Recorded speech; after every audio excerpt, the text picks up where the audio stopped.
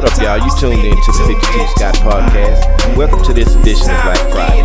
I'm your host, Slash, and with me I got Comedian 96, K Money, and Freddie G. Together, we the Mind of Men. Don't forget to like and subscribe, plus follow us on Twitter, 52 Scott Podcast, on Instagram and Facebook, the 52 Scott Podcast. All right, welcome back to another Black Friday. Of course, about the last 3 weeks, we've covered the D&I situation of some of these executive orders that number 47 has been, signing. So it's been about 30 days, 35, 40 days maybe since he's been an active president, and he's already published about 68 different executive orders that are in effect. He signed 73, but 68 are actually in effect. And there's some of these that I want to talk about because it's going to affect a lot of people. But I think some of the ones, and this particular one I want to mention, I was under the impression that the black community was affected more by this food stamp deal, where he's wanting to cut, the food stamps. And not just cut food stamps, but there was one particular thing that he said that came to my attention, that he wants to take snacks off of SNAP, which is the food stamp thing. You don't want the kids to have snacks. Bro, what is wrong? So that bothered me. But then once I really looked at the statistics of the people that are on actual food stamps and the different races, I was shocked. Because what I didn't know was that there are more white Americans on food stamps than any other race in America. They outnumber all of the other races together. They outnumber that. It's like a 62 or 67% of white Americans on food stamp benefits, when it's not that many of black Americans. It may be 20-something% or 30-something%. You got 13 that may be Indian, or 20 that may be Hispanic. But what I'm trying to say is the balance of that, the political balance in that, is basically me saying, okay, well, blacks are really going to be affected by it. But in actuality, we're not going to be as affected as the white Americans that are on food stamps. I think it would hurt us, but it would affect the whites more. I think it would hurt us more, but it would affect the whites a lot more. But you know what? I'm going to tell you something. And this just honestly coming from a black person that's been through trials and tribulations. When we stuck with adversity, we find a way out. We find a way out. Yeah. We have survival skills when it's time, which is why it shows that it's less of us on food stamps than it is the white race. I'm not gonna lie, Slash. That's actually surprising for me to hear, because I honestly had no idea that whites. I swear I didn't know this until like last week, man. I looked at this and I was like, man, this is very important. And it needs to be talked about. Oh, yeah. It's good info. I actually knew back in the 90s when I first started investments, and when I very first got into it, I'll never forget a person of the lighter hue. I ain't going to call him a white guy, but he was really nice. And he actually showed me how to invest and stuff. But he got a little too open.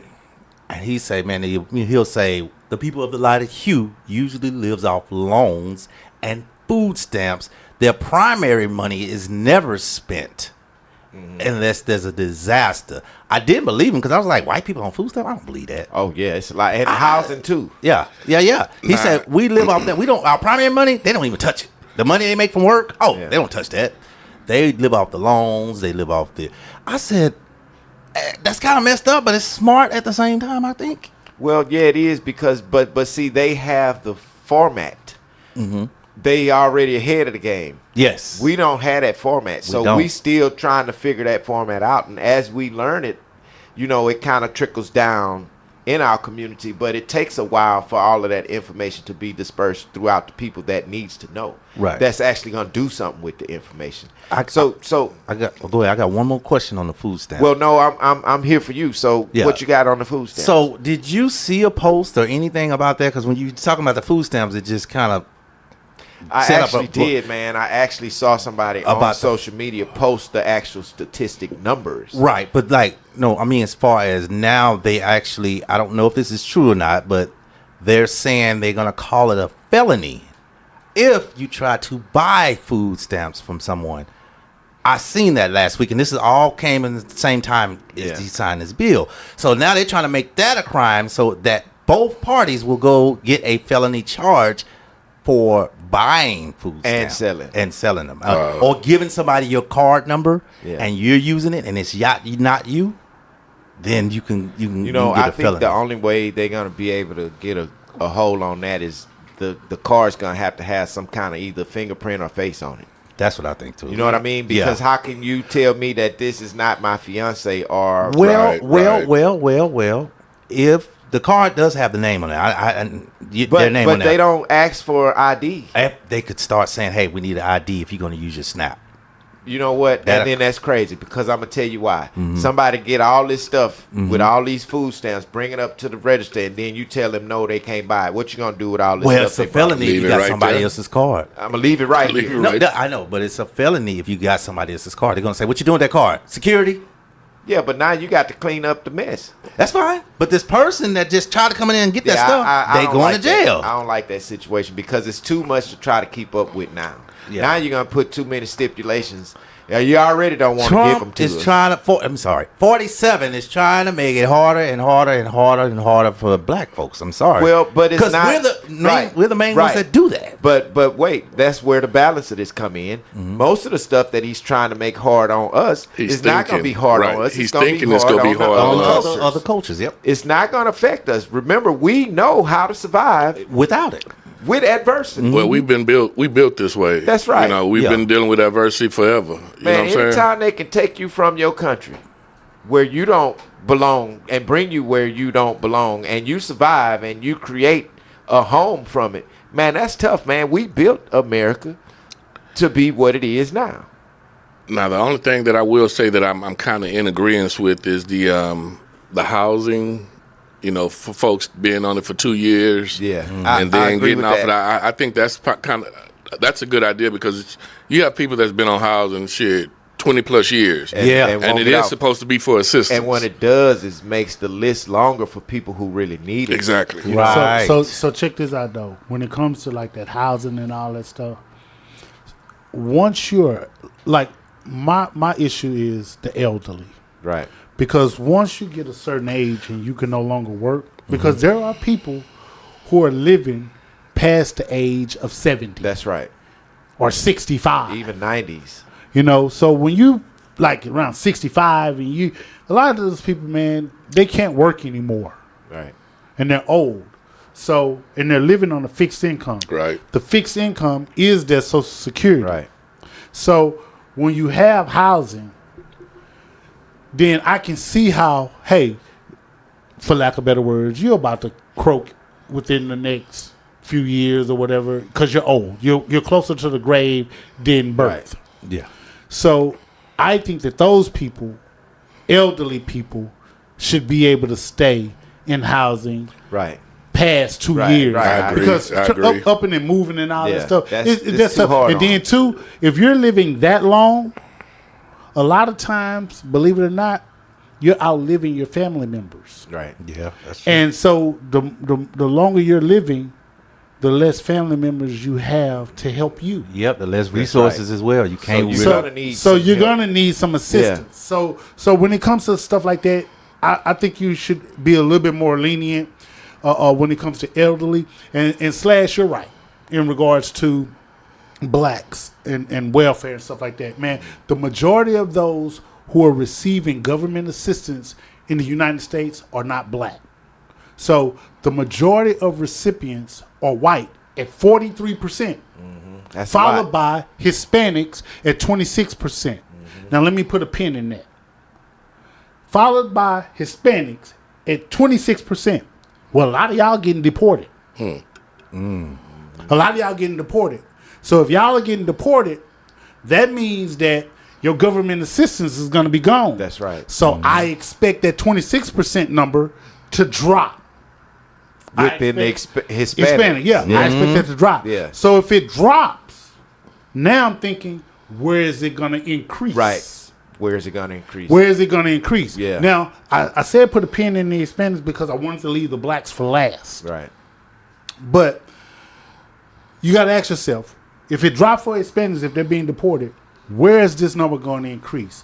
Whites are already receiving it at a higher rate than everybody, which is 43%. Right. If I was a betting man, it would increase in the white. Of course. Yes. Because it's taken from the Hispanic, let's give it more over here to the whites. Of course. And we done got rid of DEI. We done got rid of this stuff, so we ain't got to include them in all this. So this could be all white. Yeah. Now, when it take the pin out to Hispanics. Now, when it comes to the blacks, we're at 23%, which is the lowest percent out of the three main ethnic groups. Right. And I say main being white, Hispanics, blacks. I didn't mention the Asians, and in the Pacific Islands and all islanders and all of that stuff. Now, just for shits and giggles, when it comes to the Asians and Pacific Islanders and American Indians, I'll go ahead and group them all together. They're at 8%. Yeah. Okay. Receiving assistance. Now, when it comes to the American Indians, I understand why their percentage is lower because they have reservations. Yeah. Right. And you can't go over there and tell them nothing on their own reservation. You can't bother them people. Yeah. So yeah, man. Slash, you hit the nail on the head. Whites. Yeah, they are the ones, man. Here's another one that I wanted to mention within his executive orders. This part where he's talking about restoring freedom of speech. So my thing about restoring freedom of speech, when did we ever lose freedom of speech? Yeah. When did we lose it? You know, you want to restore something that we never lost. But what I'm thinking in this situation is that if you're talking about restoring freedom of speech, you want to restore the freedom to talk about us the way you want to, rather than it being, true freedom of speech. Now, the reason why I don't get that is because freedom of speech means you can say what you want to say about any particular party or anything. But now that they have this cancel culture thing just because somebody said something, what does that do for freedom of speech? That takes away a portion of freedom of speech. But I think what it is as Americans, people are too soft. Everybody's soft now. Nobody's tough. Man, we used to have tough skin. People gonna talk about you. They talked about Jesus Christ. Right. Oh, yeah. You know what I'm saying? Yeah. They hung him on the cross. The man came back, still strong. What are we doing? Why are we letting somebody talk negative about us affect us in a way to where we have to say, oh, we need to restore freedom of speech? Fuck are you talking about? You know what I mean? Because freedom of speech has always been here. I don't think it's ever left. Yeah. You know what? This is probably going to be a hard pill to swallow for a lot of listeners. And I'm almost tempted not to go down this road. But because of our slogan, we say what the people think. Right. I'm going to say it. When it comes to the black community, we ain't tripping on the motherfucker talking. We don't care. You can say everything you want to say over there. Right. Don't you come put your hands on me. That's right. Here is where the culture and things got a little sensitive. Whew, this is going to sting. LBGTQ. Yeah. LMNOP. That's where it got, yeah. And things That's it. left. Yeah. Facts. You can't take a joke, but you can take a dick. Wow. now, see, there it is. Yeah. Because they're able to get whatever it is they want. Mm-hmm. And I don't understand. And my thing is this: I don't hate the people. Yeah, this is not gay bashing. Yeah, we're not against gays. Yeah, no, not at all. No way, shape, or form. Derogatory. However, Trump is. Well, no, I'm saying Trump ain't on this show and Trump ain't saying what we're saying. Yeah. I'm sorry, Seth. You're right. You're right. Yeah. We don't hate gays. We're not against gays and none of that stuff. Not at all. But I think that in piggybacking off you, Slash, because you hit the nail on the head about the sensitivity. Yeah. I don't think it's black folks. Yeah. I think the turn came with the LGBTQ. Yeah. Now that makes me understand, them trying to get the freedom of speech back. Because like you said, Freddie G, America became soft when you come to speaking about the LGBTQ, whatever. But you have to be smart and tactical on what you say and how you say when you're speaking about that group of people. You got to be careful with your choice of words. Yeah. So with freedom of speech or with them trying to implement whatever they're trying to bring back, so to speak, I guess that opens it up for folks to express and say what they feel and how they truly feel about the LGBTQ now without any repercussions. Now, with that being said, everybody know that I'm a registered independent that lean heavily toward democratic views. I think that the Democrats are responsible for how some of this goes because they went a little. I think they're going. That's really going far left. Yeah, because a lot of that was passed under that administration. Yeah, and then you got to think about it. Once you remove the acronyms and just simplify everything, 1 + 1 is 2. Right. Either you're male or female. Either one. 2 options. You got 2 options. This is not about regular black rights, white rights, and none of that Asian rights. This is about human rights. Mm-hmm. We're all human. So we need to be mindful of human rights. Right. Treating people fair and equally. We shouldn't have to, treat this person like jacked up because they're gay. No, they're human. Right.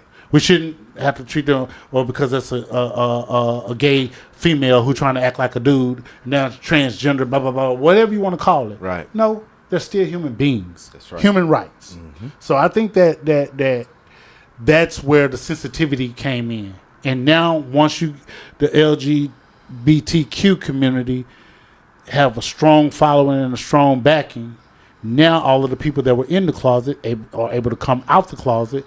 And now some of these people who are coming out the closet have big names. Right. Have a little money. Yeah. Can push a little bit more. They got power. Yeah. And so what that also does is that opens up the door for other communities to say, hey, y'all giving them this. Well, what about us? What about our rights? Right. And that could be just Asian Americans. Yeah. And hey, they getting this. Well, give us this. So now everybody, the doors are open for everybody to speak up, to say what they're gonna say, and get what they're gonna get. But the sensitivity part of it all, man, at the end of the day, I think that's where it all took a turn. And part of that, I believe, is on the Democratic Party. And again, this is not gay bashing or gay hatred or none of that, because we don't feel that way on this podcast. And so that's it, man. Yeah. So expanding educational freedom, what does that mean? Because what I'm hearing is he wants to change the education for, I'm guessing, children. So what are you taking out of the education system that children need? I don't get what he's trying to do there. That kind of confuses me, because when you start talking about education, for one, you're not teaching the stuff that you should be teaching. Number one. Okay, so I'm not sure if this would have something to do with it, but from what I'm hearing, they are trying to bring prayers back into schools. Don't know, allegedly. Don't know how true that is. Because, they took it out. We had it back in the day. My country, 'tis a feed. Then we, did a little prayer and we went on to start a school. So from what I'm hearing, I'm seeing a lot of posts of they're trying to bring it back. I hadn't seen it happen yet. some people say it's there allegedly. I haven't seen any in Texas, but they're trying to bring prayers back to school. Some of what they're saying here is that a big percentage of 8th grade students are below proficient in reading. Yeah. It's very important. Yeah, that's and right. I believe that. But you know what happened with that and why they are horrible at reading? Because when you go on these social media sites, everything's acronyms. Yeah, it is. So they're getting to the point to where they're writing like you're on social media. Like you're texting. Instead of spelling out those, they doing THO. Man, that irks the fuck out of me. Stuff like that. Yeah. So my thing is, you can't change what you're teaching these kids because of what they're doing. You got to get them on a level to understand this is how you need to do it. Yeah. You can't go to change in education because a lot of stuff that you're teaching, we need to know, but some of it is you take the black history out. You don't want the people to know that. Mm-hmm. So history within itself is no history without black. Right. I'm gonna tell you what I think. There's no doubt in my mind that most of this administration, and you can't convince me otherwise, that most of this administration is racist. You can't convince me otherwise. Mm-hmm. I think when it comes to education, I think a lot of it has to do with the critical race theory, removing the critical race theory. Yeah. They don't want to know.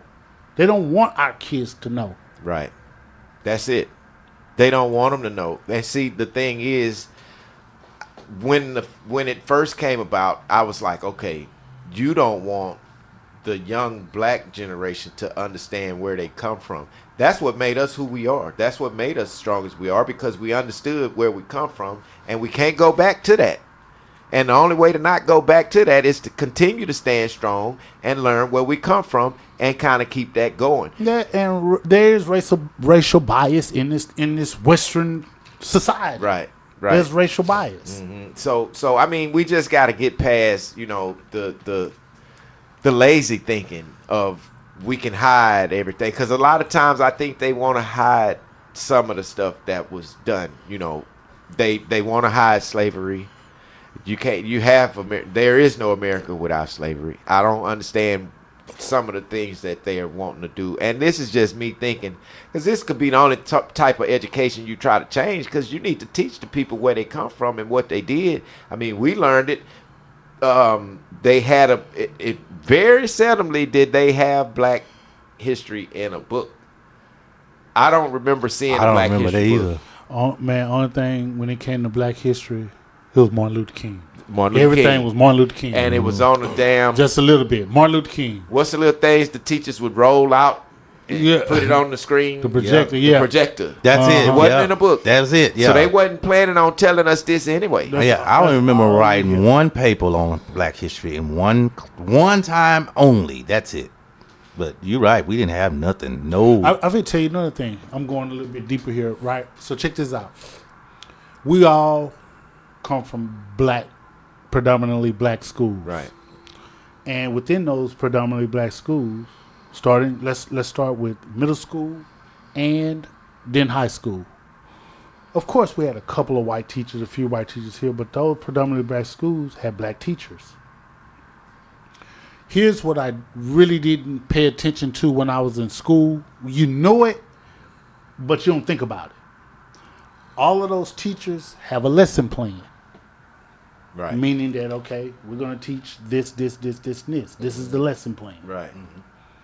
So to me, if you had a lesson plan, that means that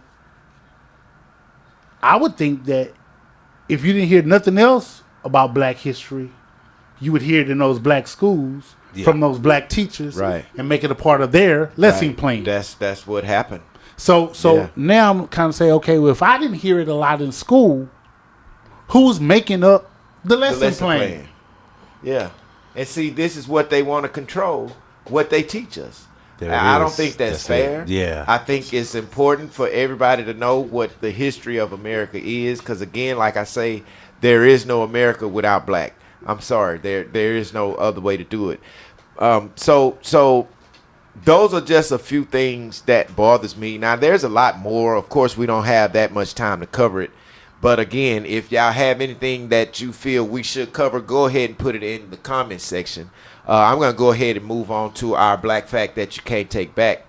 This week's Black Fact That You Can't Take Back is Navy Chief Charles Brown, who actually was fired by the Trump administration. He was a 4-star general in the military, and they moved him from his position to put a 3-star, in that same position. Now, because he was black, this is why they removed him, because he had the DNI. Anybody that had anything to do or cared about DNI, he was getting rid of him. What I think Trump felt like this man was a DEI hire, but obviously he wasn't. He was a 4-star. You put somebody in there that's 3-star, so obviously there is no more. This 4-star you got in there, he's got more experience. Why would you take the experience?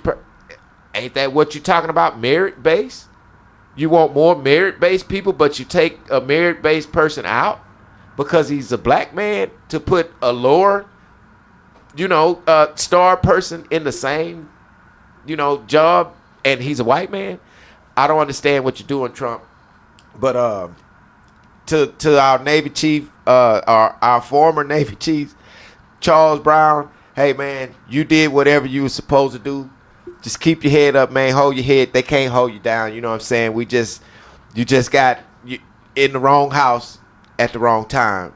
But I think you deserve every bit of what you had. They should have kept you there, because whoever they put in there can't outdo you. They can't outdo the mindset that you have. And because you stepped down with grace, it makes it look even better. So we're not worried about the Trump administration. All we need to do is make sure that the next administration is the proper administration to change whatever the administration that's doing now. And I hope y'all can administer that. Holla back. So that's going to do it for this episode of Black Friday. Hit that like button and subscribe. Follow us on Instagram and Facebook, The 52 Scott Podcast. On Twitter, at 52 Scott Podcast. Check us out on Monday for Music Mondays. See y'all then. So all them artificial man